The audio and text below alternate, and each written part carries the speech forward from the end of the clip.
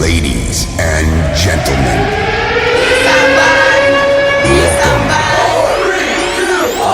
everybody wants the prize, but nobody wants to pay the price. Can they be pushed? Do they have a sense of urgency? Do they want to be great? And then, of course, you look at them and be like, yeah, right. Everybody wants to be on your team when you're on top. I saw the angel and the marble, and I carved until I set him free. Go be somebody, bro. But the most important part of the Be Somebody journey is the resilience. Welcome to the Be Somebody Podcast, your real and raw destination for all things entrepreneurship, leadership, and culture, with your host, Kash Shaikh, and our CEO and founder of Be Somebody Inc. and BSB Group International, Kash Shaikh. Welcome to episode 3 of the Be Somebody Podcast. A special shout out to all of our listeners coming back from episode 1 and 2, and a lot of love to all of our subscribers. I'm your co-host, Kash Shaikh, with our founder and CEO of Be Somebody Inc. and BSB Group International, Kash. What's going on, Kash? Welcome. What's going on, man? I see the veins popping out of your forehead. Like it's real right it's now, real. Man. I would fist bump you, but I'll we'll just do one of these. Yeah, there you go. But right. Man, it's great to be back. Thank you for everybody who's listened to episodes 1 and 2. If you haven't, please do. Yep. So you get a sense of the journey that we've been on here at Be Somebody and BSB for the last 8, 9, 10 years. Wow. But as Vikas mentioned, we're in our new studio. Thanks to our team for building it out. Based on what we projected of the millions and millions of subscribers that we would have on our podcast, we said, like, let's get a studio and an environment that speaks to that size of listenership. Right. You know what I mean? So thank you to the team that set everything up. Very exciting times in some ways because things are going really well. We're really blessed and grateful for the growth that we're having at our company, but also, as everybody knows, everybody listening, very disheartening times as well. When we started shooting this podcast, we shot a lot of interviews with great entrepreneurs, leaders, CEOs. We did a lot of episodes and put a lot in the can because we said when we launch, we want to have like a bunch of stuff already ready to go. Yep. But in the last few weeks, the whole world has changed. Yeah. The world's flipped on its axis. Everything that was normal is abnormal. Everything that was abnormal is normal now. It just seems like another time, another era of being able to even like go to a restaurant, go to a bar. Like the streets are just silent now. Right. Today is March 29th. We're in the midst of social distancing. Most cities, states in the country have adopted new rules and regulations to keep people apart. About 50% of the country is on stay-at-home orders. And because of all that, what we decided to do, and actually, everybody here, hopefully in the room, saw the press conference from the president this morning. They just extended the stay-at-home orders, all the guidelines for another month. And I was honestly hopeful that things would change, but he said another month, and then the doctor got on there and said probably till June 1st we're going to be contending with this. So we're in a whole new world, a whole new environment. And because of that, we decided to pivot our podcast focus from the conversations and the insights and the guests that we had already recorded and that we had planned to do. And Herbie's in the room. And, Herbie, you've been scheduling everybody out for weeks. But we decided to pivot to focus on businesses, entrepreneurs, leaders who are on the front lines of what's happening with coronavirus and who are having to contend with this pandemic in real ways. Yeah. Right? I just sent you guys an email today, like real people, real business, real life. This is happening. One of our clients just had to lay off a third of their company because they're a consumer products company that sold into retailers like Kohl's and Target and places like that. And 50% of the retailers that they sell into have closed down. So they had to, make amends to all their plans and also had to lay off a lot of people. I don't know if we even see the light at the end of the tunnel. I mean, we've heard April 30th before we heard Easter, April 30th, and now June 1st. I mean, it's just getting longer and longer, delayed out. Let me tell you, because and I'm going to look here at my notes because TripAction's CEO said it's slashing benefits, closing offices. Wow. Andreessen Horowitz backed Wonder School. Everyone knows Andreessen Horowitz is the #1 VC firm in the world, a company they back called Wonder School, just laid off 75% of their staff on a Zoom call. Wow. Think about that as a leader, Oh my having to let people go on a digital online conference call. Wow. SoftBank backed real estate brokerage Compass just slashed 15% of their staff. FlexSpace Unicorn Notel just laid off 30% of their staff and furloughed another 20%. The CEO of AMC Entertainment told hundreds of staff they would be furloughed in a virtual meeting. Hobby Lobby is about to lay off their employees and slash salaries to cut costs in states that have the mandatory closures, which what we said is 50% of the country, right? Bird, everybody knows that the scooter startup Bird laid off 30% of the company. And the big reason is cash in hand for those people listening, entrepreneurs, CEOs, financial people. Cash in hand is so important right now. And, for those of us in the room, at our company, we understand that one of our strategies has been profitability. So when we pivoted in 2016 to focus on our Fortune 500 companies, skills training, culture, and now it's expanded. Yep. I was like, I want to be profitable from day one. And I'm so grateful, man, because if we didn't do that, and if we didn't have the strategy, the business model, the margins that we have, we'd be in a very scary place. Yeah. We'd be like a lot of these companies having to let go of people, but having some cash in hand is so critical right now. Yep. So Kash, you briefly brought it up, in the beginning of the podcast about, us kind of transitioning and pivoting this podcast to be more relevant of the time. So what do you see on the podcast? So what we're going to do is we're going to have Herbie and Alex Henry are working on creating a lineup of leaders, of entrepreneurs, of business people that are on the front lines of this crisis. Awesome. People that had to lay off the majority of their company, people that had to close majority of their stores or businesses, people that are having to pivot their strategies, their plans. Because I think not only are we going to talk about things that are relevant today that we're all reading about and thinking about. I mean, every news article, 50% of news articles on Facebook are coronavirus related. Coronavirus is the number one search term on Google right now, which all makes sense. Yeah. But I think we're going to learn about business strategies and resilience and the type of business acumen and mindset that's necessary to succeed. Yeah. Because some companies aren't going to make it out of this, and it's really sad. Some companies are not. We just had a restaurant here in Cincinnati. There's a couple blocks down. They just announced yesterday that they're closing and they're not opening up again. Yeah, right? It's tough. Jean Robert, right? Yeah. So some companies aren't going to make it out of this, but I hope that most will, especially with the support that the government and the community has given people. But I believe there's going to be some strategies that people learn and discover and unearth in themselves that are going to help their business for years to come. For us, I mean, I'm learning a ton. I mean, I'm learning a lot about, worst case scenario, how to manage things, how to pivot our plans. I mean, look, 70% of what our plans were, our projects were, have been cut as well. Gone. But what we did was very quickly create an action plan for each one of our clients that presented a new recommendation of how we could drive the business during the COVID-19 crisis. Right. And for most of them, knock on wood, we're going to move forward with them because we were, strategic in how we were talking about them. Right. Yeah.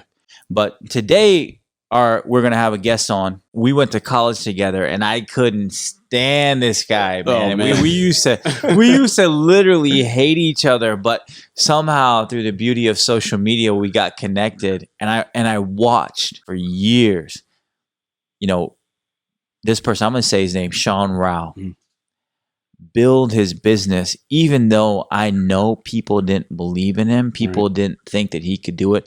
Build it from the humblest of beginnings to now one of the most successful hospitality entrepreneurs in Texas, and then growing from there. Because everybody here knows that he's expanded his business to include healthcare, telehealth, building an amazing product called Halo Recovery, which I'm sure we'll talk about in episodes in the future, that helps with productivity and recovery.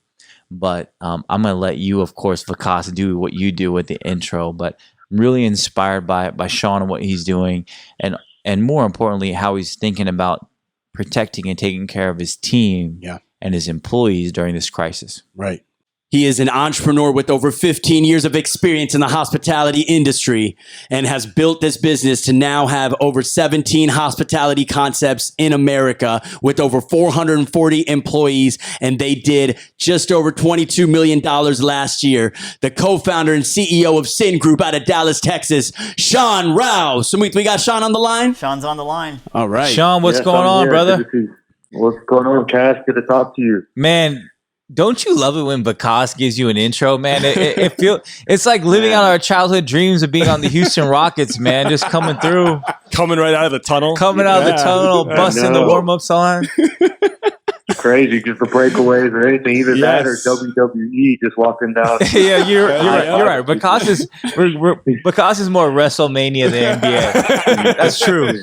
People have actually asked me to do the Royal Rumble thing again, but no more. Well, Shawn, thank you so much for taking time out of your busy day, night. I mean, shoot, it's 9:12 p.m. Eastern right now for us on a Sunday. So I know you've been grinding, man, because when we texted earlier, you said you've been on calls all day. You're on the front lines of the businesses that are contending with this pandemic of coronavirus in hospitality, man. So we're really looking forward to hearing from you, learning from you. Yeah. But maybe we start out, Shawn, with just you giving some background on kind of where you started and how you built your business up to that $22 million company that you have today. Yeah, as you mentioned earlier, me and you have known each other all the way since college. Whether we were friends or not, we all had our own little goals. When I left college, I was in finance and banking, and I always knew from the beginning I really didn't want to work for anybody else. And I just kind of waited for the right time. I was 24 years old, and I knew that the banking finance route wasn't the way to go, and I always wanted to help people. That was something that was really important to me. But I wanted to kind of control my own fate, control my own destiny, and that's when me and my business partner decided to open up our first hospitality concept, which was a members-only nightclub. And honestly, it just kind of trickled down from there. We had this grand vision that we were going to put 50 nightclubs in all the biggest cities, and we learned quickly that's probably not the best way to scale. And it was throwing a lot of things at the dartboard at first, but being 24 years old and starting it, all you had was time and work, and you just had to keep kind of fine-tuning what we were doing. And then that kind of elevated to opening up restaurants 3 years later. And at that point in time, we knew kind of the plan we wanted with the company. We wanted to make sure that, we had something scalable and we could provide an experience to all our guests that, was better than everyone else's. And, we honed our skills in from there on out, and we opened one after another, concept after concept. And that's kind of where we are today. And what are the restaurants that you guys own today, Shawn? Well, Social House, America Gardens, those are the two main ones that branch out into all sorts of spectrums. And then we have management agreements with a whole bunch of other ones that are all around as well. So, and then that's also branched into med spas, which we have gotten a part of too. That's kind of hospitality, medical. We're all over the board when it comes to everything hospitality. That's one of the biggest things that I think has been awesome to watch, Shawn, with what you've been doing is being successful and then expanding into different verticals, different industries, learning from a place like restaurants and saying, okay, what can we take from the customer service aspect or the ambiance aspect, and how can we take that to a spa concept, or how can we take that to a different concept? And now you're moving into telehealth. So how has, that process of learning from industry to industry influenced you or help you grow your business? Well, I think the big thing is who you surround yourself with. I think you definitely are the product of of the 5 people you're around. And I've had some really, really good mentors. I've had some really, really good colleagues. I've had some really, really good peers that have done some amazing things in other industries. And you kind of take the best of what these other industries kind of have to offer.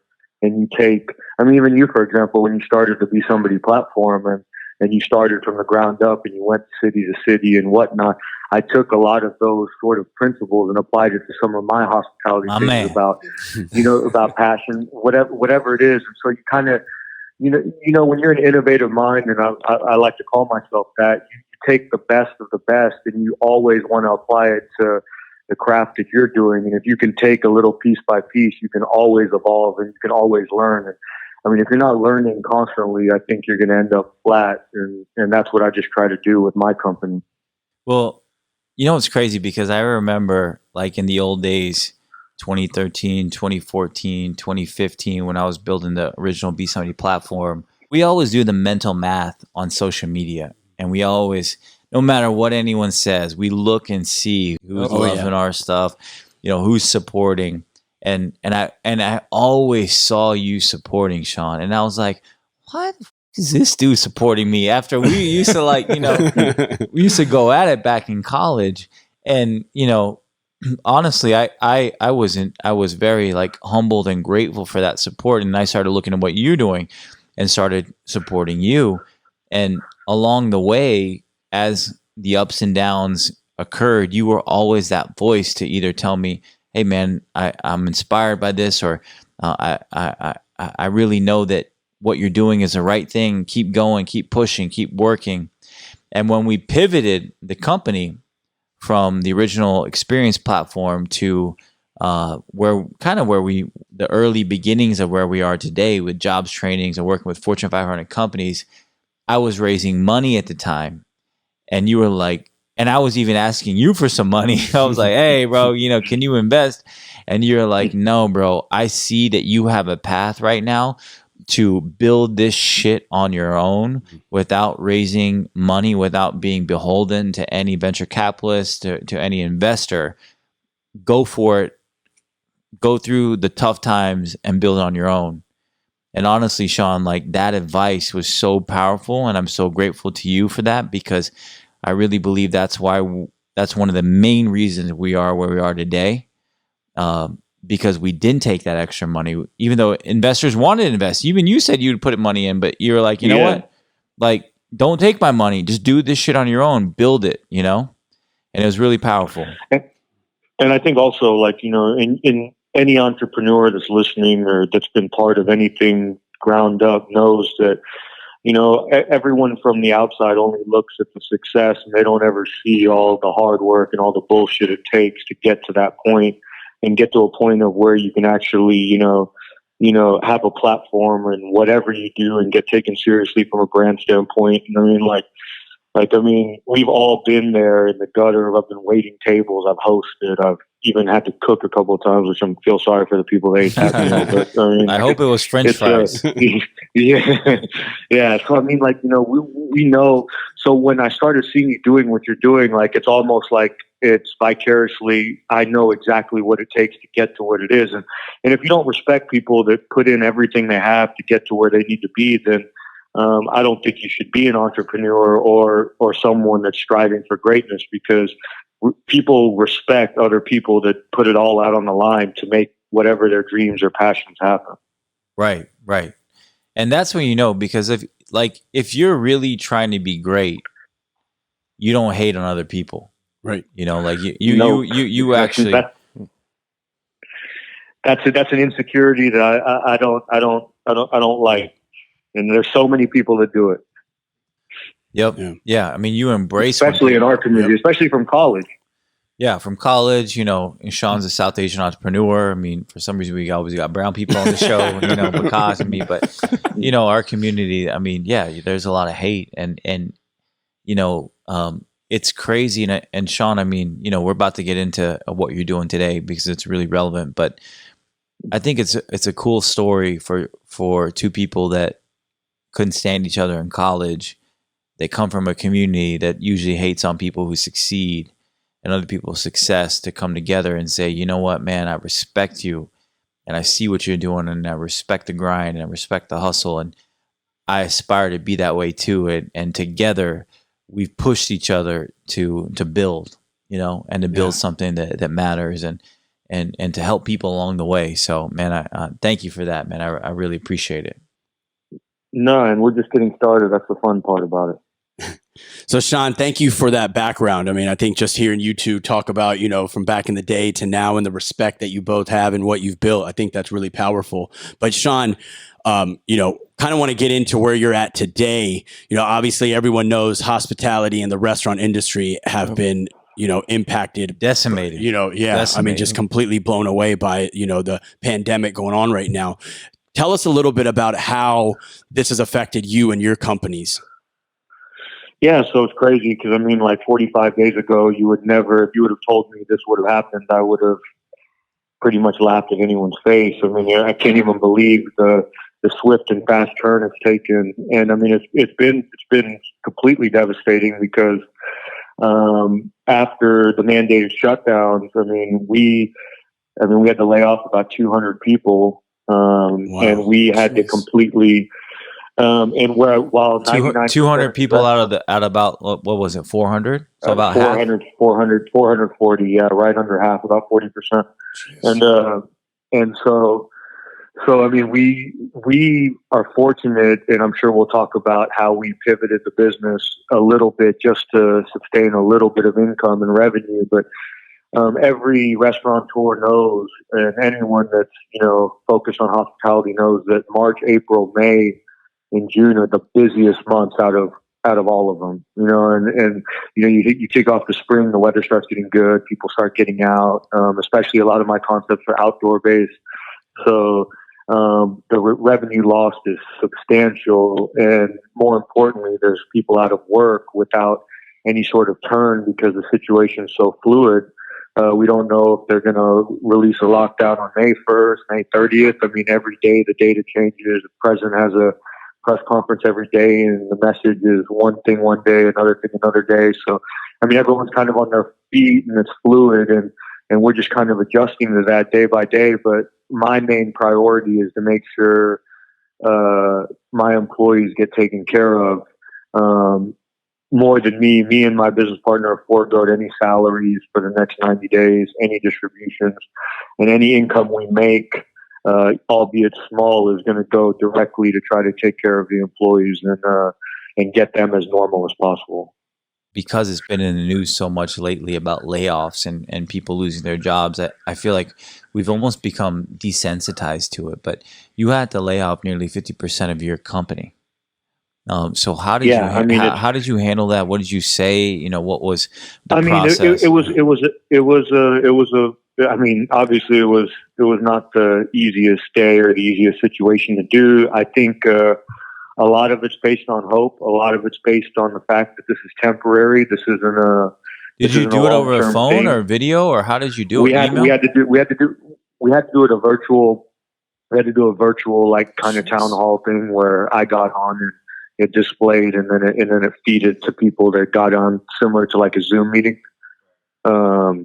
Because no one's going to have 200 people at this point in time, gather in one place. So it all got streamed, and there was a message, and then there was a Q&A at the end of it. And obviously people are frustrated. They're sad. They're disappointed. But I think that the message I wanted to convey, number one, is hope, and number two, that we know that things are down right now. I've always been a fighter myself.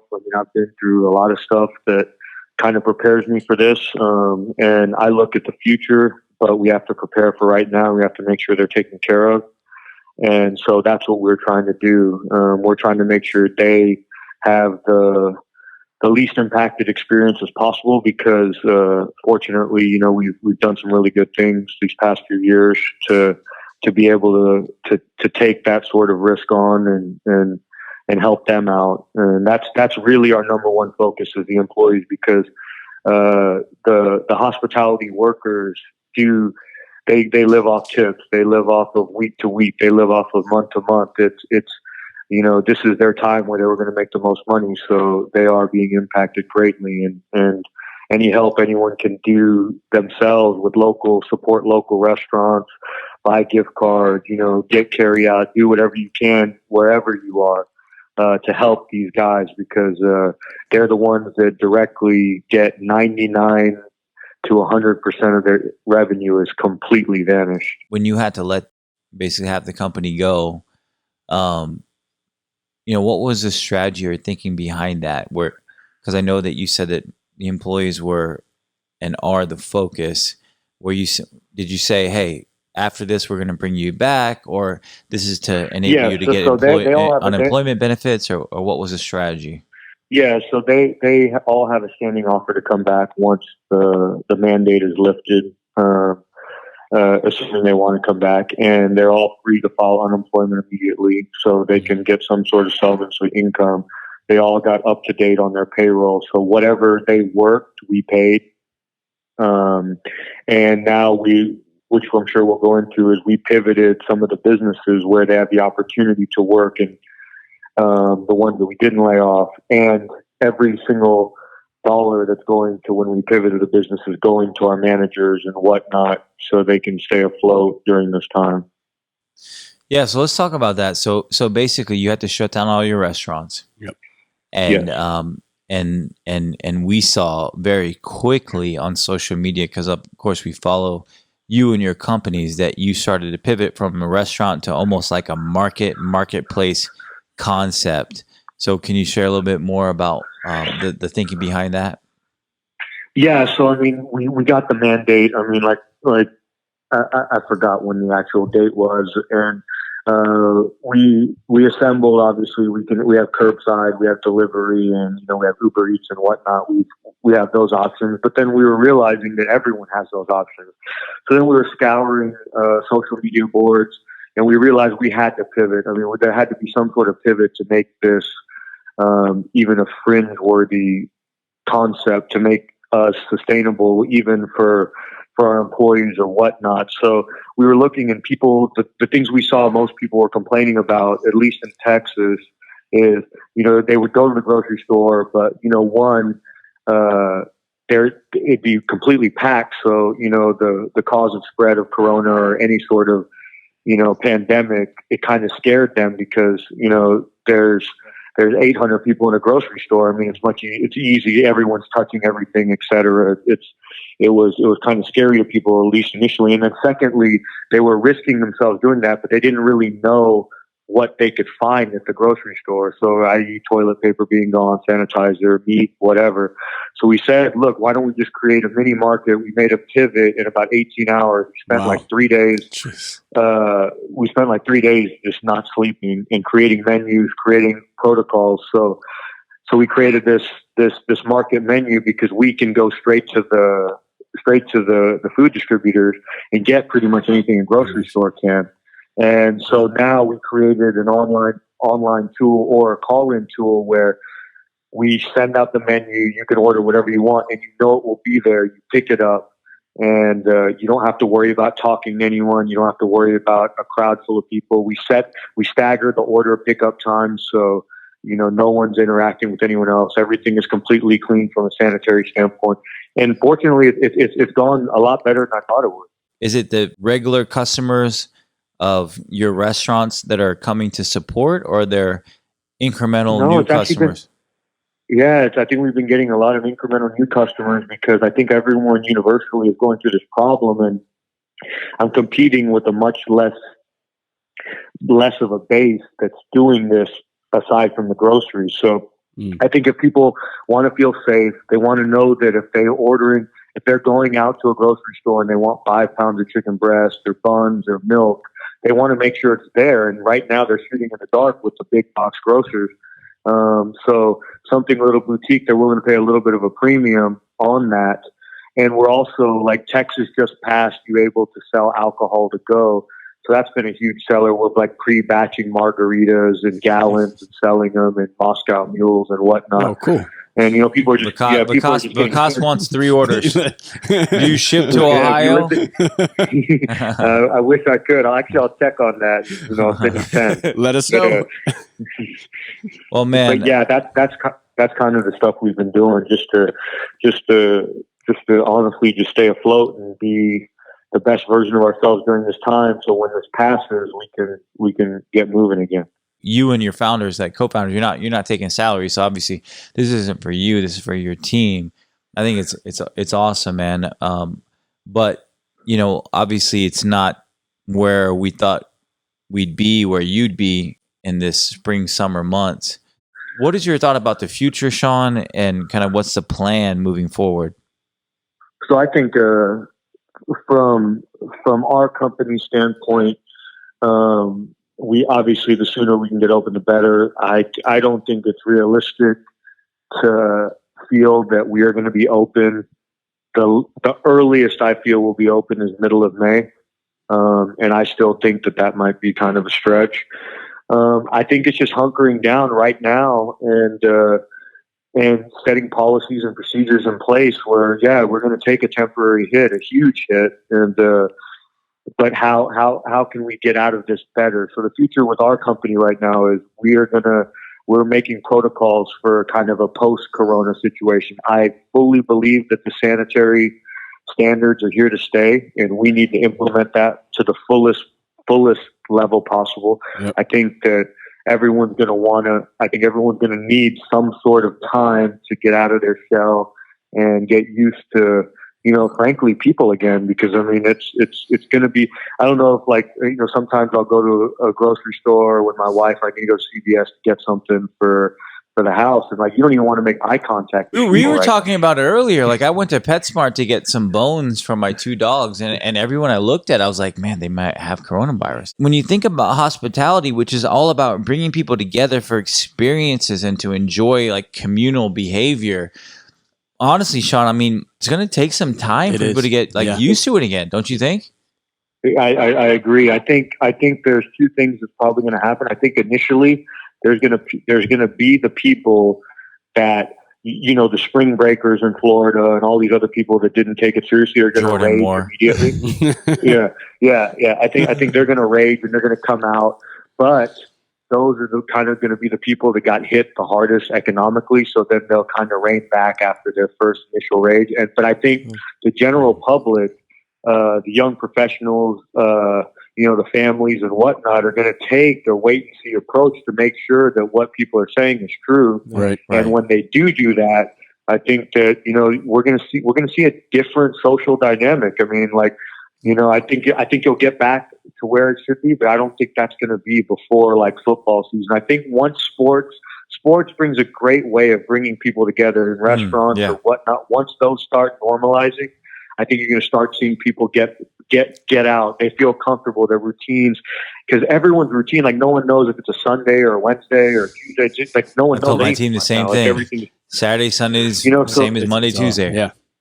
Yeah, so once those routines start getting back into play and people start feeling it's normal, and I think frankly leadership from the top down, whatever that message is, has to be consistent. I mean, I think that there has to be a fear that's not there anymore for the general public for it to go back to normal. And if there's always a lingering fear, then the economy, in my understanding, from a hospitality standpoint, is gonna suffer. I mean, people have to be able to want to get on that flight. They have to want to be able to take that trip. They have to be able to want to go on that bachelorette party. If they don't want to do that, then that's going to have rippling effects on everything. Because then your dynamic changes, your behavior changes. So now, are we going to have a hermit society, or are we going to go back to normal? And I think that's all a stepping stone. That it's going to be frankly fascinating to watch. What do you think? I mean, what do you think? Do you think that people are going to go back? Biased. I'm biased, obviously, but I think that people are going to go back. I think what happens is in everything. I try to take smaller examples and not something big about what happens. Kind of when you and this may not be the best analogy, but if you almost get into a car accident, you become really alert for a little while, but then you kind of just go back into your ways and kind of get comfortable. Or if in marriage, you want to impress your wife in the beginning, and then you start kind of going back to your ways. But I mean, what I'm saying is I think people are they're social creatures. We want to be socially interactive. We want to share that.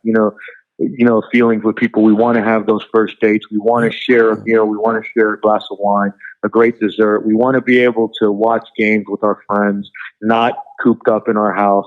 So I think it will eventually get there. But the key part, because we've been fortunate enough to have a pretty big company where we can kind of take the punches and blows. But a lot of these mom and pops, I mean, even not me, but if I highly suggest a lot of people that the localist of the local restaurants where the husband and wife are working, or, it's a family. These are the guys that need the help the most because they can't withstand what's about to happen. Yeah, from my family, that's what we've been trying to do a couple times a week, like hitting those local places, that are mom and pop, that the owners, the husband, wife are risking everything. Number one, to be in there, to even be open and serving food, but trying to keep them alive because they don't have the cash to keep it open. They physically can't. For is it 2 weeks? Do they need 2 months? You don't know. Right. Well, I think one of the sorry, Shawn. I think one of the and I'm sure this will be a theme as we talk to people that are on the front lines of this, and as we experience it together. And I wrote about it in a social media post that, I really think that this, hopefully, the silver lining of all this is that it's an opportunity for all of us to come together, to appreciate each other, and to support each other, right? Because a lot of things that we took for granted before, we're not able to interact with anymore. Yep. And then we see people that we used to walk by all the time, and we never thought about that person and that couple and that family is working their ass off to build that little restaurant, on the corner.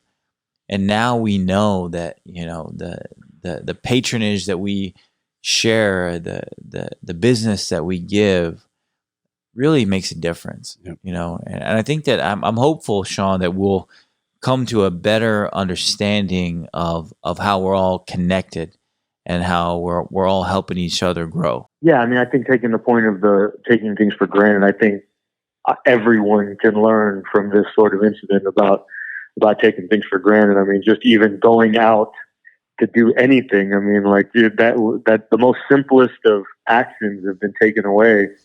And there's a ripple effect and a consequence for all of that. And I think that moving forward, if we can learn anything from this one, we have to support the people that supported us, and everyone kind of intrinsically supports each other in an economy and in a community in one way or the other. And how that happens is now being more prevalent than ever when people get things stripped away from them. And that's why I just encourage everyone now, my employees, everyone else, it's just that people are really getting affected by this, not only from a health standpoint, but from an economic standpoint, and being on the front lines of it and seeing just decimate families and decimate people. That's the scariest thing to me out of all of this. And, right. You never want to, I have a newborn son, and I can't even imagine another family trying to figure out how they're going to feed their child or where they're going to live or what their next 3 months and the fear that must entail. And I don't wish that upon anyone. And the faster we can get away from that, the better everything will be. But, those are some of the things that people take for granted every single day that are not a given right now. And it's just sad, but we have to fight through it as a leadership in our own companies, and people just have to make the best out of, what's going on right now. And then, in the future, we'll get out of all this. We've gotten out of everything else that's come in our way. We'll get out of this too. So well said, Shawn. And what I'd love to do to finish, because you mentioned something at the beginning, that leadership is so important. And I would love to hear what you think is, or what you believe is the most important aspect of leadership in a time like this, particularly when you're leading a company of people, 400 people, 4,000 people, 40,000 people, 400,000 people, whoever it is, whatever it is. At a time like this, what's the most important part of leadership right now? I think right now, I mean, it's integrity and doing what you say, because so many people need hope, right? And you as a leader, you're the one that's responsible to provide that hope. And you're not going to provide hope giving a mixed message. So I'm a big believer and a big proponent is whatever your plan is, you have to execute that plan, and you have to come up with a plan 3 steps before someone thinks about you coming up with a plan. So when it's time, like it is now, you got to have that solution for your employees so they can have hope. Because if they don't have hope, everything else will crumble in their lives. They're already losing income. They're already unstable. They're already this. If they don't have hope or a purpose, then it could really get bad really, really fast. So I think providing hope, but providing hope in the form of integrity. I'm not just saying, oh my God, everything's going to be great, but I don't have a solution for everything being great. I think that's BS, and that's actually worse. You have to be able to provide hope for your employees, and you have to be able to provide leadership in the form of integrity. Because if you don't have the integrity, then that hope turns into anger and scorn, and then you've lost everything. You know what? You're the type of leader that people need and that we're inspired by, man. And I'm so glad that on this first episode where we talk about coronavirus and the impacts that it's had on businesses and people, real people, real families, that we got to hear from you, man. So thank you so much for coming in, for calling in, Shawn, and thank you for what you're doing for your team and your employees. And we're behind you, man. We believe in you. And you told me one thing that you didn't mention on the show today, but you said, hey, man, this is what we're made for, part of you is excited about it, because you said, you know what, like everybody can be successful when times are good, but like this is what I'm made for when times are bad, to step up, be a leader and be a role model and show people what it means to be resilient and persevere. And that's what you told me, man. And it gave me goosebumps when you told it to me. And I'm really proud of and grateful to be your friend and excited for what you're going to build, man. So thank you. I know it's great, man. And I mean, just to end off, like, I think the resilience is key. And to everyone out there, I mean, like me and you have been through it. I mean, like you don't realize how powerful your mind is if you just put your mind to it. I know it sounds cliche. I know it sounds stupid, but man, I mean, I can't even tell you, like, if you just get that laser-like focus right now and you grind down and you have a plan and you execute that plan, when all this ends, you're going to be in a much better position than most everyone else, because, we can only control what we can control, and our minds can take us to a place in the future where it's nothing but happiness. And, this will pass just like everything else. And I wanted to say a couple of things. Anyone in Texas that's affected, that's in the service industry, can email maketheworldbetter@thesynGroup.com. We've had a charity that's paid it forward ever since, with my foundation, that's put about 500,000 in the streets for the last 4 years. Awesome. If they email us with what their situation is, we've allocated $50,000 for service industry people. So we're gonna help some people out in the Dallas area, and also we set aside, for which I'm sure we'll talk about in the future, the Halo Fund, which is allocating $50,000 as well for people that are affected, and that'll be an application process online. They'll be ready in about a week or two. So I just want everyone to know that they keep their head up. They're gonna make it, man. This thing isn't gonna last. We're all gonna be great in 4 or 5 months. Awesome. Thank you, Shawn. Man. Thank you, Shawn. Thank you for joining us today and telling us a little bit about, what you're going through. We wish you, your company, your family the best. Please stay safe. And thank you, man. We're all here for you. Take care, brother. Absolutely. Yeah, you too. You guys take care. Thanks for having me. Yep. Okay. Wow. That was powerful, right? Man, it's so real when you talk to people who are actually going through it, Real stories. I feel grateful. We only have about 20 people at our company, as you guys know, and we don't have to lay anybody off. We get to be in this together. And I sent a note to you guys last night. Yep. And I said, look, a lot of people are going through a lot of things, and let's make sure that we show the gratitude and the awareness and the appreciation of where we are through our work ethic. Yep. Let's work harder than we ever worked before, because there's a lot of people that don't have the opportunities that we have. Right. Yeah. So Kash kind of talked with Shawn about this a little bit more, but when we heard Shawn about the hope and the integrity, but from this conversation, from everything going on, what's your big one takeaway that you'd like to share with all of our listeners? really, because I think the main thing I took away from Shawn and honestly, a lot of people and a lot of businesses that are doing great things right now is the importance of leadership. You know, the importance of being able to stand out in front of the situation, of the crisis, of the circumstance, to stand in front of your team and your employees, and to be able to clearly communicate the goal, the vision, the mission, and also be authentic in the understanding of the crisis at hand, and say, look, guys, like, this ain't shit we ever thought of before. Right. You know, this is something new.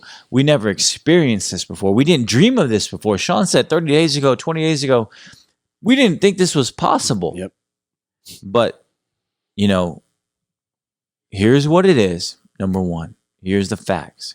Number two, here's the priorities. And 2A, 2B, 2C is, I care about you. I care about your family. I care about the people that you care about, right? Because that's how we're all staying it together. Yep. And number three is, here's the plan for us to weather the storm. And I think that type of leadership, that type of clarity is so important in times of crises. And when I look at Shawn and what he's doing with his team, you know, having to lay off half the people, with all those companies we listed off in the beginning of the show that have to lay off people and contend with these crises, man. I mean, it's tough. It's tough. It's tough. But I know we'll get through it. I want to be on the front lines of it. I want to be in the front lines of helping and the front lines of recovery and the front lines of saying, you know what, guys, it's time. It's time to bring this back together, bring us all back together, live life like we know that we could, we should, but with a heightened understanding of the important things. Awesome. Thank you, Kash. Thank you, team. Thank you, Shawn. Thank you, everyone, for listening to the Be Somebody podcast. Check out all of our episodes on besomebody.com, and don't forget to subscribe on all of the major podcast streaming platforms. We out.